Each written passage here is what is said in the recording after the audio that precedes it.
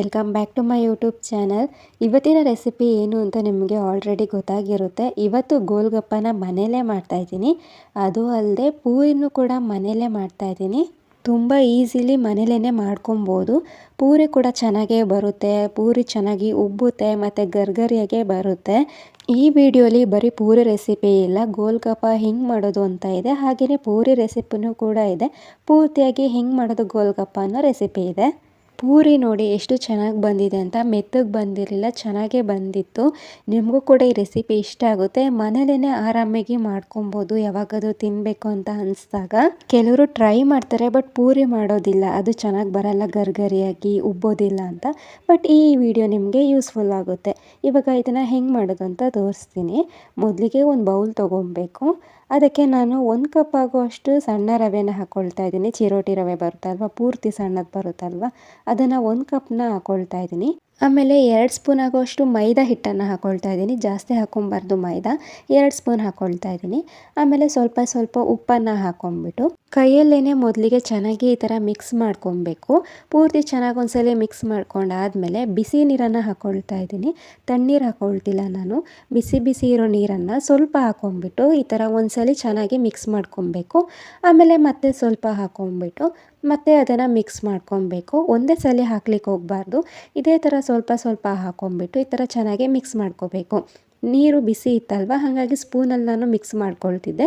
ಇವಾಗ ಕೈಯಲ್ಲೇ ಇದನ್ನು ಚೆನ್ನಾಗಿ ಮಿಕ್ಸ್ ಮಾಡ್ಕೊಬೇಕು. ಈ ಥರ ಈ ಟೈಮಲ್ಲೇ ಇದನ್ನು ಚೆನ್ನಾಗಿ ನಾದ್ಕೊಬೇಕು, ಆವಾಗಲೇ ಪೂರಿ ಚೆನ್ನಾಗಿ ಬರೋದು.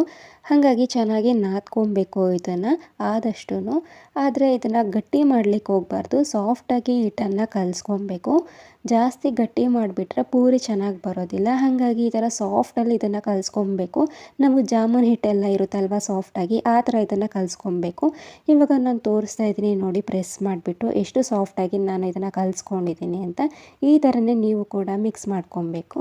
ನೀವೇ ನೋಡಿದ್ರಲ್ವ ಎಷ್ಟು ಸಾಫ್ಟಾಗಿ ಆಗಿದೆ ಅಂತ ಇದು. ಇವಾಗ ಇದನ್ನು ಅದೇ ಬೌಲಿಗೆ ಇಟ್ಬಿಟ್ಟು ಅದ್ರ ಮೇಲೆ ನಾನು ಒಂದು ಚಿಕ್ಕ ಬೌಲ್ ತೊಗೊಂಡ್ಬಿಟ್ಟು ಕ್ಲೋಸ್ ಮಾಡಿ ಎತ್ತಿಟ್ಕೊಳ್ತೀನಿ. ಬೇಕಿದ್ದರೆ ಪ್ಲೇಟ್ನ ಕೂಡ ಕ್ಲೋಸ್ ಮಾಡ್ಬೋದು, ಇಲ್ಲಾಂದರೆ ಒಂದು ಕಾಟನ್ ಬಟ್ಟೆ ಕೂಡ ಇದ್ರ ಮೇಲೆ ಹಾಕ್ಬಿಟ್ಟು ಚೆನ್ನಾಗಿ ಕ್ಲೋಸ್ ಮಾಡ್ಕೊಬೇಕು. ಇದಕ್ಕೆ ಗಾಳಿ ಹೋಗ್ಲಿಕ್ಕೆ ಬಿಡಬಾರ್ದು, ಇಲ್ಲಾಂದರೆ ಗಟ್ಟಿಯಾಗಿಬಿಡುತ್ತೆ ಹಿಟ್ಟು. ಹಾಗಾಗಿ ಇವಾಗ ಅದನ್ನು ಸೈಡಲ್ಲಿ ಇಟ್ಕೊಂಡ್ಬಿಟ್ಟು ಇವಾಗ ಪಾನಿ ಮಾಡ್ಕೊಳ್ಳೋದಕ್ಕೆ ಒಂದು ಮಿಕ್ಸರ್ ಜಾರಿಗೆ ಪುದೀನ ಮತ್ತು ಕೊತ್ತಂಬರಿ ಸೊಪ್ಪು ಹಾಗೆಯೇ 3 ಹಸಿಮೆಣಸಿನ್ಕಾಯಿ ಹಾಕ್ಕೊಂಡಿದ್ದೀನಿ. ಖಾರ ಜಾಸ್ತಿ ಬೇಕು ಅಂದರೆ ಜಾಸ್ತಿ ಹಾಕ್ಕೊಬೇಕು. ನಾನು ಇಲ್ಲಿ ಸ್ವಲ್ಪ ಜಾಸ್ತಿ ಖಾರವಾಗೇ ಮಾಡ್ತಾಯಿದ್ದೀನಿ, ಹಾಗಾಗಿ 3 ಹಸಿಮೆಣಸಿನ್ಕಾಯಿ ಹಾಕ್ಕೊಂಡಿದ್ದೀನಿ. ಆಮೇಲೆ ಒಂದು ಅರ್ಧದಷ್ಟು ನಿಂಬೆ ಹುಳಿನೂ ಕೂಡ ಇಂಟ್ಕೊಂಡಿದ್ದೀನಿ. ಆಮೇಲೆ ಸ್ವಲ್ಪ ಉಪ್ಪನ್ನು ಹಾಕ್ಕೊಂಬಿಟ್ಟು ಶುಂಠಿ ಬೆಳ್ಳುಳ್ಳಿ ಪೇಸ್ಟ್ ಹಾಕ್ಕೊಂಡಿದ್ದೀನಿ. ಬೇಕಿದ್ರೆ ನೀವು ಶುಂಠಿ ಮತ್ತು ಬೆಳ್ಳುಳ್ಳಿ ಹಾಗೆ ಸಪ್ರೇಟಾಗಿ ಹಾಕ್ಕೊಬೋದು. ನಾನು ಇಲ್ಲಿ ಪೇಸ್ಟನ್ನು ಹಾಕ್ಕೊಳ್ತಾ ಇದ್ದೀನಿ. ಅಷ್ಟನ್ನು ಹಾಕಿಬಿಟ್ಟು ಸ್ವಲ್ಪ ನೀರನ್ನು ಹಾಕಿ ಗ್ರೈಂಡ್ ಮಾಡಿಟ್ಕೊಬೇಕು. ಇವಾಗ ನಾನು ಹುಣಸೆ ಹಣ್ಣನ್ನು ನೆನೆಸಿಡೋದಕ್ಕೆ ಒಂದು ಬೌಲಿಗೆ ಒಂದು ನಿಂಬೆ ಹಣ್ಣಿನ ಗಾತ್ರದ ಹುಣಸೆ ಹಣ್ಣಿಗೆ ಬಿಸಿ ನೀರನ್ನು ಹಾಕ್ಬಿಟ್ಟು ಸೈಡಲ್ಲಿ ಇಟ್ಕೊಂಡಿದ್ದೀನಿ. ಇವಾಗ ಇದನ್ನು ಗ್ರೈಂಡ್ ಮಾಡ್ಕೊಂಡಿರೋದನ್ನ ಒಂದು ಬೌಲಿಗೆ ಹಾಕ್ಕೊಬೇಕು. ಇವಾಗ ಅದಕ್ಕೆ ನಾನು ಮಿಕ್ಸರ್ ಜಾರಿಗೇ ನೀರನ್ನು ಹಾಕ್ಕೊಂಬಿಟ್ಟು ಇದಕ್ಕೆ ಆ್ಯಡ್ ಮಾಡ್ಕೊಳ್ತಾ ಇದ್ದೀನಿ. ಪಾನಿ ತೆಳ್ಳಗೆ ಇರಬೇಕಲ್ವ, ಹಾಗಾಗಿ ಸ್ವಲ್ಪ ನೀರು ಜಾಸ್ತಿನೇ ಹಾಕ್ಕೊಂಡಿದ್ದೀನಿ. ಆಮೇಲೆ ಹುಣಸೆ ಹಣ್ಣನ್ನು ನೆನೆಸಿಟ್ಟಿದ್ನಲ್ವ, ಇವಾಗ ಅದನ್ನು ಕೂಡ ಸ್ವಲ್ಪ ಹಾಕ್ಕೊಳ್ತಾ ಇದ್ದೀನಿ. ಆಮೇಲೆ ಸ್ವಲ್ಪ ಜೀರಿಗೆ ಪುಡಿ, ಸ್ವಲ್ಪ ಪೆಪ್ಪರ್ ಪುಡಿ, ಆಮೇಲೆ ಚಿಲ್ಲಿ ಫ್ಲೇಕ್ಸನ್ನು ಸ್ವಲ್ಪ ಹಾಕ್ಕೊಳ್ತಾ ಇದ್ದೀನಿ. ಅದಾದಮೇಲೆ ಸ್ವಲ್ಪ ಚಾಟ್ ಮಸಾಲನ ಹಾಕ್ಕೊಂಬಿಟ್ಟು ಸಣ್ಣದಾಗಿ ಈರುಳ್ಳಿನ ಕಟ್ ಮಾಡಿ ಆ್ಯಡ್ ಮಾಡ್ಕೊಳ್ತಾ ಇದ್ದೀನಿ. ಆಮೇಲೆ ನಿಂಬೆಹಣ್ಣನ್ನು ಈ ಥರ ಕಟ್ ಮಾಡಿಕೊಂಡು ಆ್ಯಡ್ ಮಾಡಿಕೊಂಡು ಅದಕ್ಕೆ 2 ಐಸ್ ಕ್ಯೂಬನ್ನು ಹಾಕ್ಕೊಳ್ತಾ ಇದ್ದೀನಿ, ಕೋಲ್ಡಾಗಿರಲಿ ಅಂತ ಅಂದ್ಬಿಟ್ಟು. ಬೇಕಿದ್ರೆ ನೀವು ಹಾಕ್ಕೊಳ್ತಿದ್ರು ಆಗುತ್ತೆ, ನಾನು ಇಲ್ಲಿ ಹಾಕ್ಕೊಂಡಿದ್ದೀನಿ ಅಷ್ಟೇ. ಒಂದ್ಸಲ ಇಷ್ಟನ್ನು ಚೆನ್ನಾಗಿ ಮಿಕ್ಸ್ ಮಾಡ್ಕೊಂಬಿಟ್ಟು ಇವಾಗ ನೀವು ಬೇಕಿದ್ರೆ ಉಪ್ಪನ್ನು ನೋಡಿ ಹಾಕ್ಕೊಬೋದು. ಇಷ್ಟು ಮಾಡಿದ್ರೆ ಪಾನಿ ರೆಡಿನೇ ಆಗೋಗುತ್ತೆ. ಇವಾಗ ಪಾನಿನ ಸೈಡಲ್ಲಿ ಇಟ್ಕೊಂಡು ಇವಾಗ ಪೊಟ್ಯಾಟೋನ ನಾನು ಬಾಯ್ಲ್ ಮಾಡಿ ಇಟ್ಕೊಂಡಿದ್ದೆ. ಇವಾಗ ಪೊಟ್ಯಾಟೋನ ಸ್ಮ್ಯಾಶ್ ಮಾಡಿ ಇಟ್ಕೊಂಡಿದ್ದೀನಿ ಒಂದು ಪ್ಲೇಟಲ್ಲಿ. ಅದಕ್ಕೆ ಬಟಾಣಿ, ಹಸಿ ಬಟಾಣಿ ಬರುತ್ತಲ್ವ, ಅದು ಕೂಡ ಬೇಯಿಸ್ಕೊಂಡು ಇಟ್ಕೊಂಡಿದ್ದೆ. ಅದನ್ನು ಹಾಕ್ಕೊಂಬಿಟ್ಟು ಸಣ್ಣದಾಗಿ 2 ಈರುಳ್ಳಿನ ಕಟ್ ಮಾಡಿ ಇಟ್ಕೊಂಡಿದ್ದೆ, ಅದನ್ನು ಹಾಕ್ಕೊಳ್ತಾ ಇದ್ದೀನಿ. ನಿಮಗೆ ಈರುಳ್ಳಿ ಅಷ್ಟು ಇಷ್ಟ ಆಗೋದಿಲ್ಲ ಅಂದರೆ ಕಡಿಮೆ ಹಾಕ್ಕೊಬೋದು. ಆಮೇಲೆ ಸ್ವಲ್ಪ ರುಚಿಗೆ ಎಷ್ಟು ಬೇಕೋ ಅಷ್ಟು ಉಪ್ಪನ್ನು ಹಾಕ್ಕೊಳ್ತಾ ಇದ್ದೀನಿ. ನಾನು ಪೊಟ್ಯಾಟೋಗೆ ಹಾಕ್ಕೊಂಡಿರಲಿಲ್ಲ ಹಾಗಾಗಿ. ಆಮೇಲೆ ಸ್ವಲ್ಪ ಜೀರಿಗೆ ಪುಡಿ, ಆಮೇಲೆ ಸ್ವಲ್ಪ ಚಾಟ್ ಮಸಾಲ ಹಾಕ್ಕೊಂಡ್ಬಿಟ್ಟು ಪೆಪ್ಪರ್ ಪುಡಿನ ಸ್ವಲ್ಪ ಹಾಕ್ಕೊಳ್ತಾ ಇದ್ದೀನಿ. ಆಮೇಲೆ ಇದಕ್ಕೆ ಆವಾಗಲೇ ಹುಣಸೆ ಹಣ್ಣನ್ನು ನೆನೆಸಿಟ್ಟಿದ್ನಲ್ವ, ಅದರಲ್ಲಿ ಸ್ವಲ್ಪನ ಇವಾಗ ಹಾಕ್ಕೊಂಡ್ಬಿಟ್ಟು ಆಮೇಲೆ ಸಣ್ಣದಾಗಿ ಕಟ್ ಮಾಡಿರೋ ಕೊತ್ತಂಬರಿ ಸೊಪ್ಪು, ಹಾಗೆಯೇ ಖಾರದ ಪುಡಿ ಒಂದು ಅರ್ಧ ಸ್ಪೂನ್ ಆಗೋಷ್ಟು ಹಾಕ್ಕೊಳ್ತಾ ಇದ್ದೀನಿ, ಜಾಸ್ತಿ ಖಾರ ಆಗಿಬಿಡುತ್ತೆ ಅಂದ್ಬಿಟ್ಟು. ಅದಾದಮೇಲೆ ಗರಂ ಮಸಾಲ ಸ್ವಲ್ಪ ಹಾಕ್ಕೊಳ್ತಾ ಇದ್ದೀನಿ.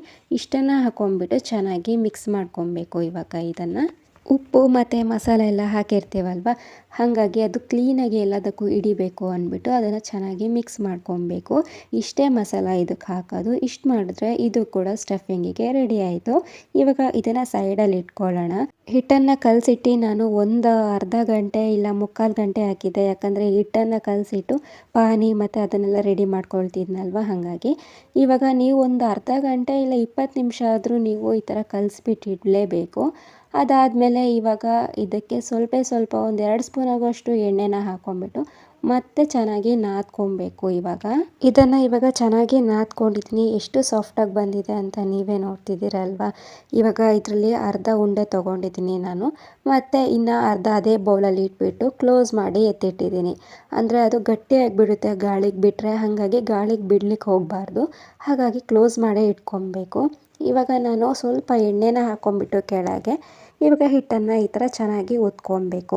ಇದನ್ನು ಆದಷ್ಟು ತೆಳ್ಳಗೇನೆ ಒತ್ಕೊಬೇಕು, ಎಷ್ಟಾಗುತ್ತೋ ಅಷ್ಟು, ಇಲ್ಲಾಂದರೆ ಪೂರಿ ಮೆತ್ತಗಾಗ್ಬಿಡುತ್ತೆ, ಹಾಗಾಗಿ ದಪ್ಪ ಇರಬಾರ್ದು. ಆದಷ್ಟು ಇದನ್ನು ತೆಳ್ಳಗೇನೆ ಲಟ್ಟಿಸ್ಕೊಬೇಕು. ಇವಾಗ ನಾನು ಲಟ್ಟಿಸ್ಕೊಂಡಿದ್ದೀನಿ.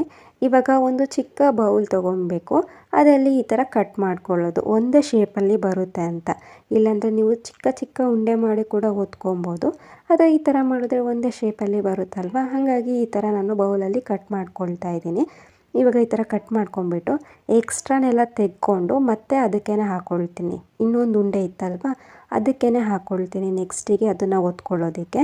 ಇವಾಗ ಇದರಲ್ಲಿ ಇಷ್ಟು ಪೂರಿ ಆಗಿದೆ, ನೀವೇ ನೋಡಿ. ತುಂಬಾ ತೆಳ್ಳಗೆ ಒತ್ಕೊಬೇಕು. ಈ ಥರ ತೆಳ್ಳಗೆ ಬಂದಿದೆ ನೋಡಿ. ಎಲ್ಲನೂ ಕೂಡ ಇದೇ ಥರ ಮಾಡ್ಕೊಬೇಕು. ಮತ್ತೆ ಎಕ್ಸ್ಟ್ರಾ ಹಿಟ್ಟಿತ್ತಲ್ವ, ಮತ್ತೆ ಇದೇ ಥರ ಒತ್ಕೊಂಡು ಇದೇ ಥರ ಬೌಲಿಟ್ಟು ಕಟ್ ಮಾಡ್ಕೊಬೇಕು. ಆದರೆ ನಾವು ಇದನ್ನು ಗಾಳಿಗೆ ಬಿಡಲೇಬಾರ್ದು. ಒತ್ತಿದ ತಕ್ಷಣ ಅಷ್ಟೇ ಗಾಳಿಗೆ ಬಿಡಬಾರ್ದು. ಒಂದು ಬಟ್ಟೆಯಲ್ಲಿ ಮೇಲೆ ಕ್ಲೋಸ್ ಮಾಡಿ ಇಟ್ಕೊಬೇಕು. ಈಗ ಎಣ್ಣೆನ ಕಾಯೋಕ್ಕಿಟ್ಟು ಎಣ್ಣೆ ಚೆನ್ನಾಗಿ ಕಾದಿರಬೇಕು. ಚೆನ್ನಾಗಿ ಕಾದಾದಮೇಲೆ ಸ್ವಲ್ಪ ಕಡಿಮೆ ಇಟ್ಕೊಬೇಕು. ಅದಾದಮೇಲೆ ಪೂರಿನ ಹಾಕ್ಕೊಬೇಕು. ಈ ಥರ ಉಬ್ಬಿ ಬಂದಿದೆ ಪೂರಿ, ನೀವೇ ನೋಡ್ತಿರ್ಬೋದು. ಎಣ್ಣೆ ಹಾಕಿದ ತಕ್ಷಣ ಉಬ್ಬಿತ್ತು. ನಾವು ಮಾಮೂಲಿ ಪೂರಿ ಕಾಯಿಸ್ತೀವಲ್ವ 2 ಸೈಡು, ಅದೇ ಥರ ಇದನ್ನು 2 ಸೈಡು ಕಾಯಿಸ್ಕೊಬೇಕು. ಇವಾಗ 2 ಸೈಡು ಕಾಯಿಸ್ಕೊಂಡು ಎಣ್ಣೆಯಿಂದ ತೆಕ್ಕೊಂಡು ಒಂದು ಪ್ಲೇಟಿಗೆ ಹಾಕ್ಕೊಳ್ತಾ ಇದ್ದೀನಿ. ಇವಾಗ ಮತ್ತೆ ಇನ್ನೂ ನೆಕ್ಸ್ಟ್ ಹಾಕ್ತಾಯಿದ್ದೀನಿ ನೋಡಿ ಪೂರಿ. ಇವಾಗ ಉಬ್ಬಿ ಬರ್ತಾ ಇದೆ, ನೀವೇ ನೋಡ್ತಿರ್ಬೋದು. ನಾವೇನಾದರೂ ಗಾಳಿಗೆ ಬಿಟ್ಬಿಟ್ರೆ ಅದು ಉಬ್ಬೋದಿಲ್ಲ, ಹಾಗಾಗಿ ಅದನ್ನು ನಾವು ಗಾಳಿಗೆ ಬಿಡಲೇಬಾರ್ದು. ಇವಾಗ ಪೂರಿ ನೋಡಿ ಎಷ್ಟು ಚೆನ್ನಾಗಿ ಉಬ್ಬಿ ಬಂದಿದೆ ಅಂತ. ಇದನ್ನು ಗಾಳಿಗೆ ಬಿಟ್ಟರೂ ಕೂಡ ಅದು ಮೆತ್ತಗಾಗೋದಿಲ್ಲ, ಗಟ್ಟಿಯಾಗೇ ಇರುತ್ತೆ ಪೂರಿ. 2 ಸೈಡ್ ಕೂಡ ಕಾಯಿಸ್ಕೊಂಡು ಎಣ್ಣೆಲಿ ಆಮೇಲೆ ತೆಕ್ಕೊಂಡ್ರೆ ಪೂರಿ ರೆಡಿನೇ ಆಗಿಬಿಡುತ್ತೆ. ನಾನು ಈ ವಿಡಿಯೋಲಿ ಪೂರಿ ರೆಸಿಪಿನೂ ಶೇರ್ ಮಾಡಿದ್ದೀನಿ, ಪಾನಿ ರೆಸಿಪಿನೂ ಶೇರ್ ಮಾಡಿದ್ದೀನಿ, ಹಾಗೆ ಸ್ಟಫಿಂಗಿಗೆ ಪೊಟೆಟೊ ರೆಸಿಪಿನೂ ಕೂಡ ಶೇರ್ ಮಾಡಿದ್ದೀನಿ. ನಿಮಗೆ ಈ ವಿಡಿಯೋ ಇಷ್ಟ ಆಗಿದೆ ಅಂತ ಅಂದ್ಕೊಳ್ತೀನಿ. ಈ ವಿಡಿಯೋ ಇಷ್ಟ ಆಗಿದ್ದರೆ ಒಂದು ಲೈಕ್ ಮಾಡಿ, ಹಾಗೆ ಸಬ್ಸ್ಕ್ರೈಬ್ ಮಾಡ್ಕೊಳ್ಳೋದನ್ನ ಮರಿಬೇಡಿ. Thank you for watching.